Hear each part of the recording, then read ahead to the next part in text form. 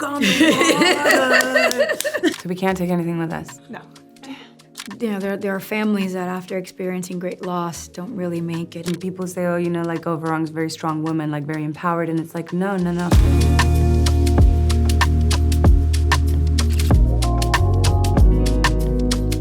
Oh, thank you. We have not had that question. I haven't had that question yet. What would you miss? So we can't take anything with us? No. Yeah, then I would only, I don't miss things, I just miss people. Yeah. They're right to make that observation. I believe that Varang and Neytiri are a before and an after trauma, you know? Neytiri right now is having so much PTSD with all the trauma that she's experienced since the Sky people have entered her world.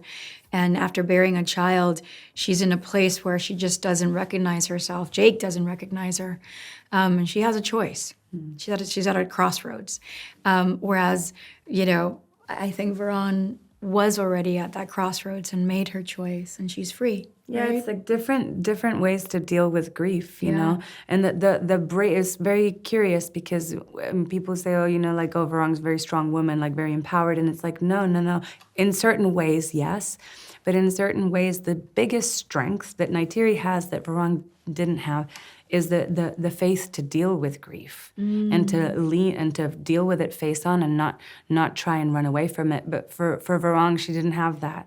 She had to cover it up with rage and decide it's done and put, you know, bury Awa where she is under the ash.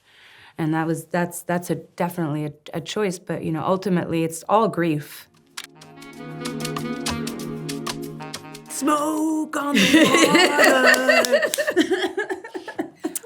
water. There's this Alanis Morissette song that I would be good. And it's still a song that every time I hear it, it just brings me to, it humbles me so much because for me, it really describes a woman that I would be good even if I did nothing. It's like, it's a great song. Wow. So I feel like it would really define even Varang too. Like, my heart just goes like this. Yeah. There's so I reach for that beautiful feeling of oneness with nature, you know, and that feeling, you know, so alive in the first film, the second film, this film as well. And that's the feeling that for me is the greatest gift of watching Avatar, and is just taking that feeling out for a walk in the park and, you know, going to, you know, the trees and the birds and the sky and each other and, you know, just your family and having that reaching and to actually connect. I would love to visit it. It'd be nice. It'd be like, oh, I wish there was an airline that flew there. Yeah. I would love to go. Soon. Exactly. You know, there are families that after experiencing great loss don't really make it and they completely fall apart.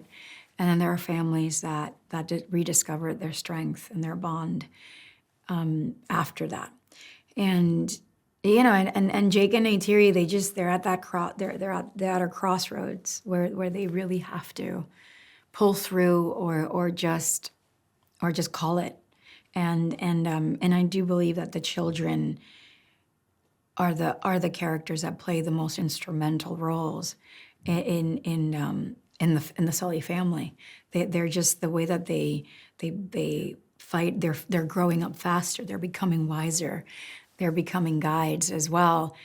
You know, they're the ones that are going to help the Sully family pull through this. Ooh, thank you. It is more powerful than Awa.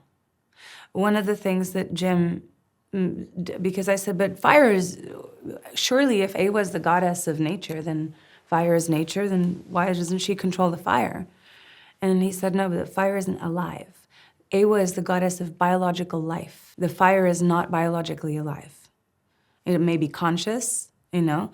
And so that's the distinction. And then so when the fire, the lava kills Awa, Varang says, that's more powerful than Awa. Why are we wasting our time with this weak goddess, you know? That's where the power really is.